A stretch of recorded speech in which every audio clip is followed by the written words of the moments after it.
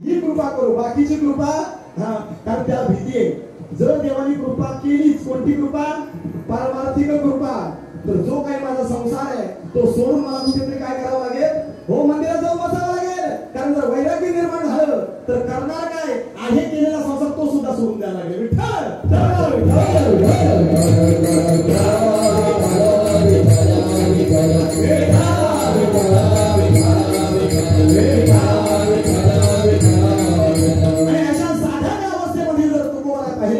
तर ज्या तुकोबारांनी फक्त आणि फक्त परमार्थच केला. संसाराचे नावे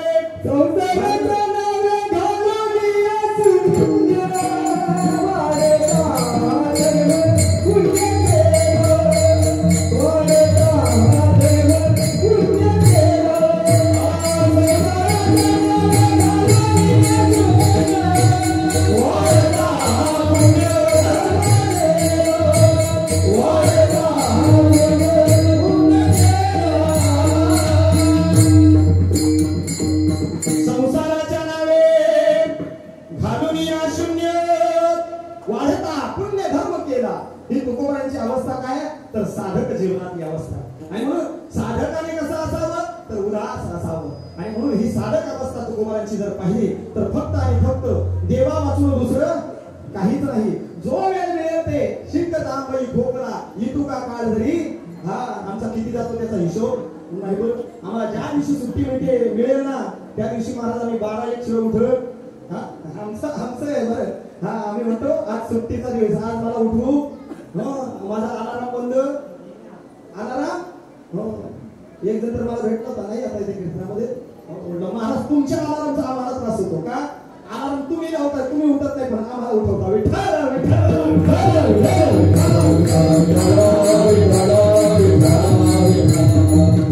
हो. आणि म्हणून तुकोबारांनी जो जो वेळ भेटला आणि त्या प्रत्येक वेळेला परमार्थ केला. आणि तिसरी अवस्था म्हणजे तुकोबारांची जी सिद्ध अवस्था. या सिद्ध अवस्थेला तुकोबाराय ज्या वेळेला पोहोचले आणि त्यावेळेला स्वतःच्या देहाचाही काय माझी मदत झाली छंद या नामाचा घेतला असे ही तुकोबारायांची अवस्था. आणि या अवस्थेला ज्या वेळेला तुकोबाराय पोहोचले, कारण ज्या वेळेला सिद्ध अवस्थेला संत पोहोचतात ना त्यावेळेला ते जे म्हणतात ते देव खरं करत असतो. ते जे म्हणतात ते देवाला खरं करावं लागतं. बघा काही दृष्टांत सांगून पुढे जातो. हो, एकदा काय झालं की एक माणूस काशीला निघाला होता. कुठे? काशी. आता काशीला परत जातात नाही का? सगळेच जातात. आता कोणीतरी एखादा जायचा बरं. आमचे आजी मला सांगायचे, आजोबा सांगायचे की एखादा कोणीतरी काशीला जायचा आणि मग तो जर काशीला जायचा असतो तर सगळं गाव जमा व्हायचं. मग त्याला घालवायला कुठपर्यंत? गाडीत बसवायला सगळं गाव, त्याला वाजत गाजत न्यायचं. पुन्हा तो काशीवरून आला की पुन्हा त्याला टाळ पकवान मधुंगाच्या गजरात त्या गावाच्या वेशीपासून गावात आणायचं. मग त्याचं गंगापूजन येव सगळं असायचं बरं. कारण का? तर एखादाच जायचा. आता काय झालं? आता गावात ते सगळेच ठरलं भेट लगेच निघाले काशी. हो, तो काशीला जायला निघाला आणि काशीला जायला निघाला पण पैसे नव्हते. काय करणार? पैसे नाही मग करणार काय? जायचं तर आहे. मग त्याने विचार केला तुकोबारांना काहीतरी विचारावं. मग त्याने काय केलं? तुकोबाराय भंडारे डोंगरावर होते आणि डोंगरावर असताना तुकोबारांच्या तिथे गेला. म्हणलं महाराज अहो मला काशीला जायचं. काशीला जायचंय पण माझ्याकडे पैसे नाही. मग काय करायचं? आता पैसे नाही. मग बरेच भाव विचार असतात माहिती. आम्हाला भेटतात कधी कल्याणला, कधी टिटवाळ्याला. ते येतात जवळ ना. तो महाराज अहो मी ना पंढरपूरला चाललोय पण जायला पैसेच नाही. द्या 10 रुपये 50 रुपये. पण त्याला आज दिले ना ते 10-50 रुपये. तो म्हणतो मी आजच जाणार आहे. परत 2 दिवसांनी तो परत तिथेच दिसतो. तो परत कुठे दिसतो? म्हणजे ही लबाड माणसं असतात. काही माणसं असे की दोघं नवरा बायको जोडीला फिरतात आणि मग ती रस्त्याला भेटतात. जो जाईल त्याला अडवतात. महाराज आम्ही ना इकडे चाललो होतो मुलाकडे पण फोन पण लागत नाही मुलाचा आणि आमचं पाकिट मारलेलं आहे. मग काय करू? तुम्ही 50-100 रुपये 200 रुपये द्या. मग आम्ही तिकीट काढू आणि परत गावाला. आपण ती गावाला जाणे काही जातच नाही गावाला. परत दुसऱ्या दिवशी दिसतात, तिसऱ्या दिवशी दिसतात, चौथ्या दिवशी सुद्धा तिथेच दिसतात. म्हणजे ही काय असतात? ढोंगी लबाड माणसं असतात की त्यांना हे सोंग जमलेलं असतं. सोंग सुद्धा सगळ्यांना जमत नाही. काही माणसं असतात त्यांनाच जमतात ही सोंग. इतर माणसाला सोंग जमत इतर माणसाची सोंग पकडली जातात, त्यांची सोंग पकडली जात नाही. मग याने ठरवलं काशीला जायचंय. मग काय करायचं? तुकोबाराय मला जायचंय हो पण तुम्ही एक काम करा तुमच्या प्रवचनामधून आणि जरा आग्रह केला तर लोक मला थोडं काहीतरी हा ठीक आहे आम्हाला सांगतात महाराज तुम्ही सांगितलं अनाउन्स करून म्हणजे मंडळी आमच्या कार्यक्रमाला चांगली जमते हा तुम्ही जर अनाउन्स केलं ना की लोकांना तुम्ही आहेत मग तुमच्या मागे अजून 10-12 मंडळी जमा होतील मग त्याने सांगितलं तुकोबारांनी कोणाला जे देता येईल ते द्या देता येईल कोणाला धान्य देता येईल कोणाला काय देता येईल ते द्या सगळ्यांनी दिलं बरं थोडी थोडी मदत केली काशीला निघालेल्या म्हणून एक आजीबाई आली आणि ती म्हातारी आजीबाई म्हणते महाराज मला द्यायची इच्छा होती बरेच जणांना द्यायची इच्छा असते बरं पण काही नसतं जवळ आणि काहींच्या जवळ भरपूर असतो पण द्यायची इच्छा नाही द्यायची इच्छाच नसते आणि काहींच्याकडे असून सुद्धा देत नाही परंतु आजीबाई म्हणते मला द्यायची इच्छा आहे पण माझ्याकडे काय नाही पण एक काम करू का मी ना दुसरं काही देता येणार नाही मी घरी जाते आणि एक वस्तू घेऊन येते ती घरी गेली धावत धावत घरी गेली आणि एक तिच्याकडे तांब्याचा लोटा होता तो लोटा घेऊन आली आणि तो लोटा दाखवला महाराजांना म्हटलं महाराज हा लोटा मी आणलेला आहे एवढा दिला ना तरी मला सुद्धा काहीतरी पुण्य मिळेल ना कारण दान दिलेले पुण्य हस्तम पवित्र कधी दान पुण्य मग ठीक आहे तो लोटा दिला पण लोटा दिल्याबरोबर बघा काय आश्चर्य आहे की तुकोबारांना तो लोटा दिला आणि तो लोटा तुकोबारांनी ज्या दगडावर बसले होते त्या दगडाला फक्त स्पर्श केला काय आश्चर्य की तो तांब्याचा दिलेला लोटा आणि तो सोन्याचा झाला ज्यांनी दान दिलं होतं ते बघत राहिले आणि जो तांब्याचा लोटा दिलेला होता एवढं सामर्थ्य तुकोबारांचं की तो तांब्याचा लोटा सुद्धा दगडाला लावून आणि सोन्याचा झाला विठ्ठल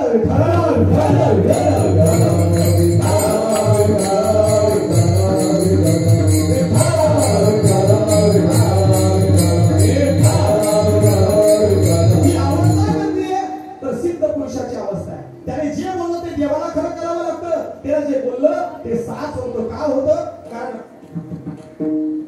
12 वर्ष ज्याने वाचीचं तप केलं हा कोणी पाहताय माझी आता ती की जे तप जर 12 वर्ष जर केलं तर माणसाच्या तोंडून जे निघेल ते सत्य होतं बरीच जण म्हणतात बरं का हा तो जर बोलला ना तसंच होतं तसंच घडतं बरं आता कधी कधी कावळा बसायला आणि फांदी तुटायला काही माणसाचं तर काय भयानक ते वेळ लागलेले बरं का आता ते मी सांगत नाही ते अहो जी काही व्याधी आमच्या शरीराला लागलेली असते ती डॉक्टरच्या औषधाने बरं होत नाही तर एखाद्याच्या फुंकर मारून काय बरी होणार आहे का बरं नाही पण होत आहे काय कधी कधी नियम का असा प्रसंग येतो की आम्हाला फरक पडायची वेळ आणि त्याने सांगायची वेळ ही एकच ठरली जाते आणि मग आमचा विश्वास त्याच्यावर बसतो बरं का आणि म्हणून या ठिकाणी जे सिद्ध पुरुष म्हणजे तुकोबार आहे आणि यांच्या मुखातून जे जी वाणी आली जे आलं ते आता खरं ठरतं या कलियुगामध्ये आमच्या संतांनी सांगितलेलं होतं आणि ते आता या कलियुगामध्ये खरं ठरतंय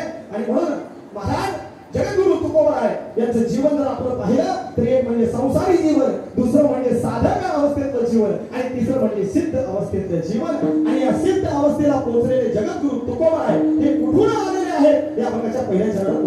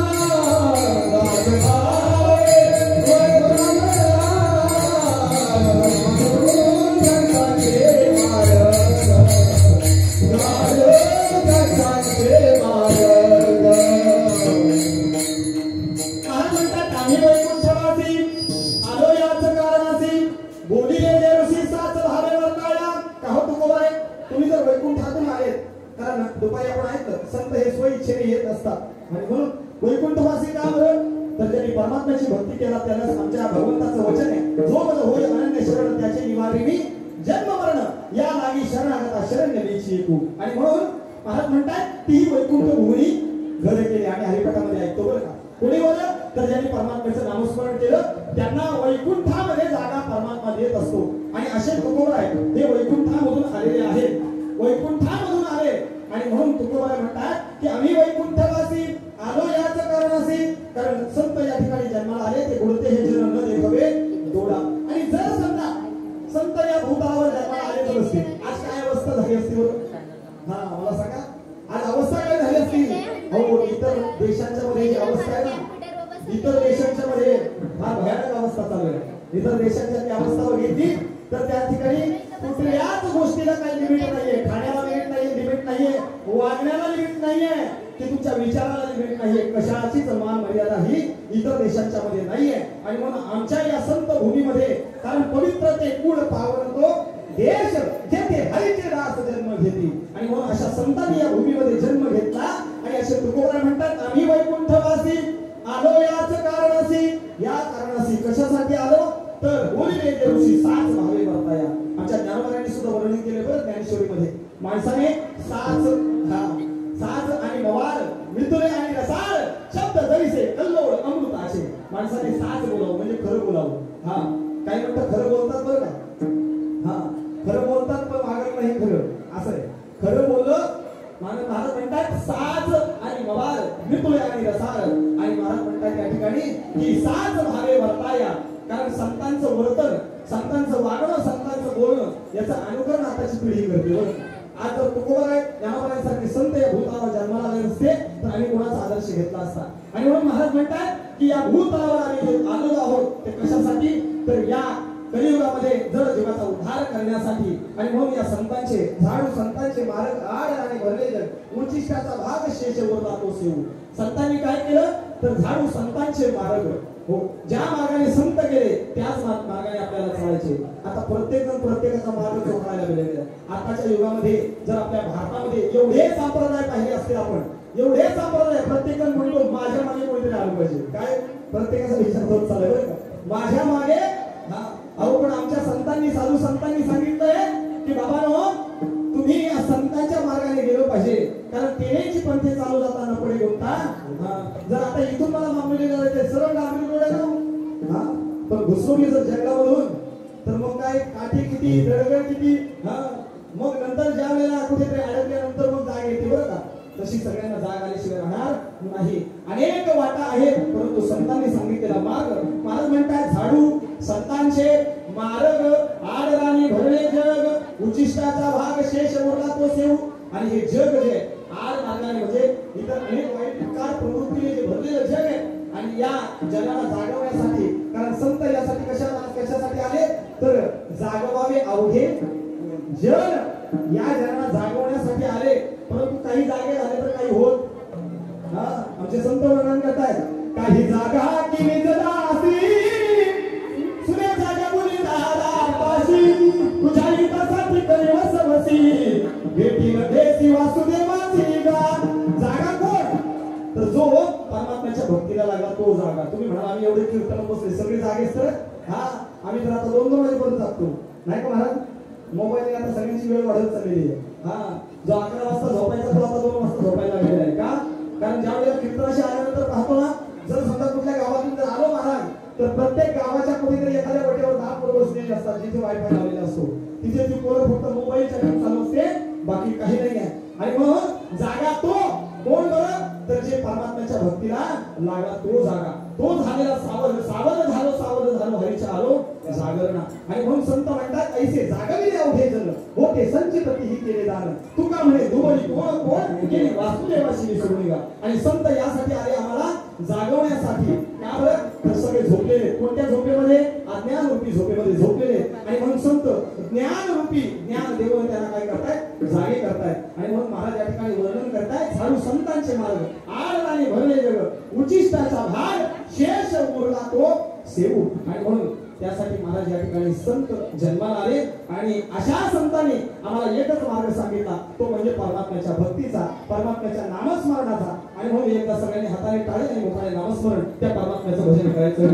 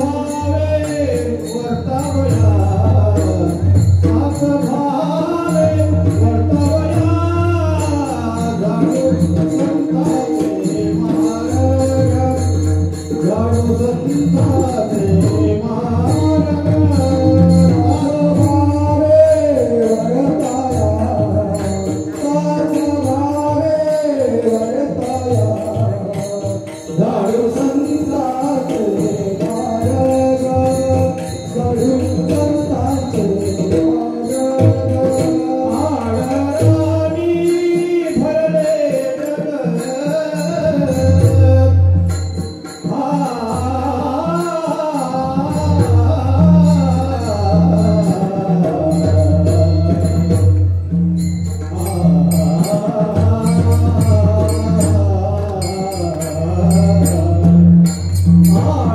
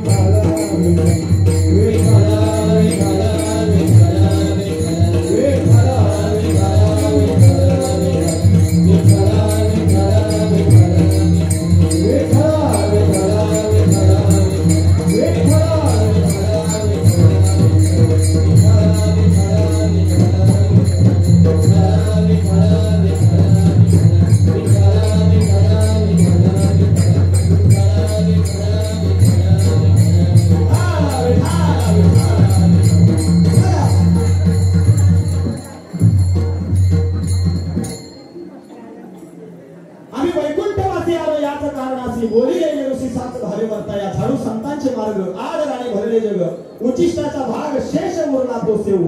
आणि अशा तुकोबरायांनी अर्थ लोपली पुराणे नाश केला शब्द त्याने विषय लोभी म्हणे तुकोबरायांनी. आणि या जगामध्ये कारण तुकोबरायांचं भाष्य जर पाहिलं तुकोबरायांनी म्हणावं की वेदाचा तो अर्थ आभासीच ठाव येरावी गावा भार माथा. आणि अशा जगद्गुरु तुकोबरायांना जो काही वेद लिहिला तुकोबरायांना जो काही गाथा लिहिला तो 5वा वेद म्हणून प्रसिद्ध आहे. आणि म्हणून कोणत्या समयाचा अभंग त्या गाथेमध्ये नाही असं नाही आहे. आणि म्हणून ज्यांनी गाथा वाचला त्यांचा माथा ठिकाणा लागल्याशिवाय राहणार. परंतु आताचा तरुण वाचत नाही बरं का रामदास महाराज. आताचा तरुण फक्त मोबाईल मध्ये गुंतलेला आहे. आणि जर माथा ठिकाणावर आणायचा असेल तर गाथा वाचावा लागेल अशा तुकोबरायांनी. आणि नाश केला शब्द त्याने विषय लोभी म्हणे अशा सर्व जड जीवाचा उद्धार करण्यासाठी आणि तुकोबा या ठिकाणी जन्माला आले. आणि शेवटच्या चरणामध्ये तुकोबा वंदन करतात की पिटू भक्तीचा डांगोरा. पिटू भक्तीचा डांगोरा पिटू